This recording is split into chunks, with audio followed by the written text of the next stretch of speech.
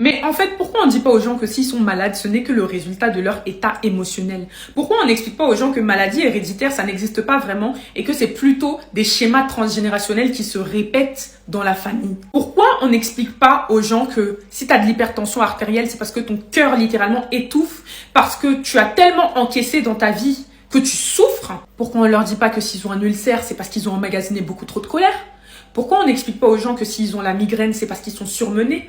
Ou bien que s'ils ont des problèmes de dos ou de scoliose ou des mal de dos incroyables, c'est tout simplement parce qu'ils portent trop de charges et de poids sur leurs épaules? Pourquoi on ne dit pas aux gens que lorsqu'ils ont des problèmes d'articulation, c'est parce qu'ils sont trop rigides et ont des difficultés à lâcher prise? Pourquoi on ne dit pas aux gens que quand ils ont des manifestations corporelles sur la droite de leur corps, c'est associé au masculin, à la lignée paternelle, à l'action, à l'énergie masculine, et que lorsqu'ils ont des manifestations sur le côté gauche de leur corps, c'est la lignée maternelle, c'est la mère, c'est la féminité, c'est le féminin, c'est l'énergie féminine, c'est la réceptivité? Pourquoi on n'explique pas toutes ces choses aux gens?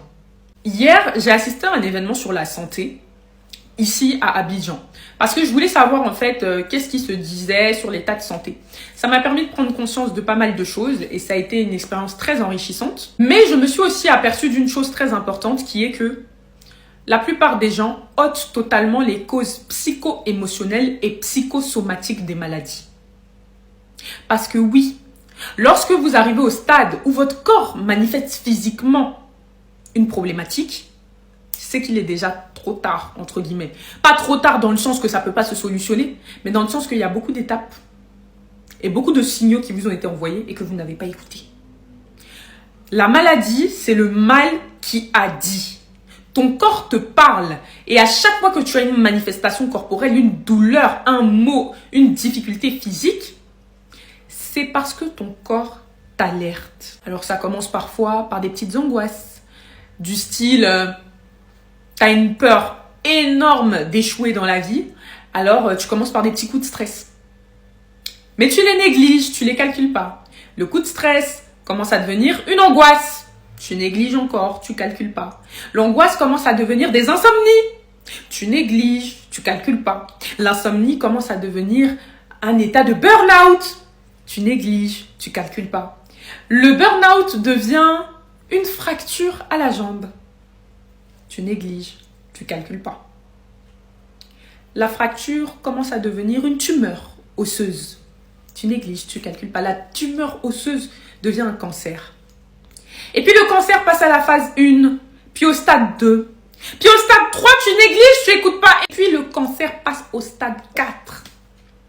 Est-ce qu'on a vraiment besoin de passer par toutes ces étapes-là? Quand tu arrives à l'hôpital, c'est que la douleur, elle a déjà pris en fait ton corps. Et j'aimerais que les gens se concentrent davantage sur les causes profondes de leurs maux et de leurs maladies. Tout a un sens et tout signifie quelque chose.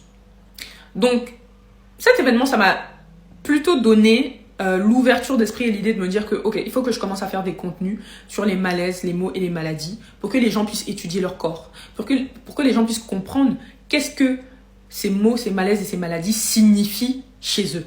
Donc, je vais démarrer une série de capsules vidéo sur ça afin que vous puissiez mieux comprendre les symptômes de votre corps.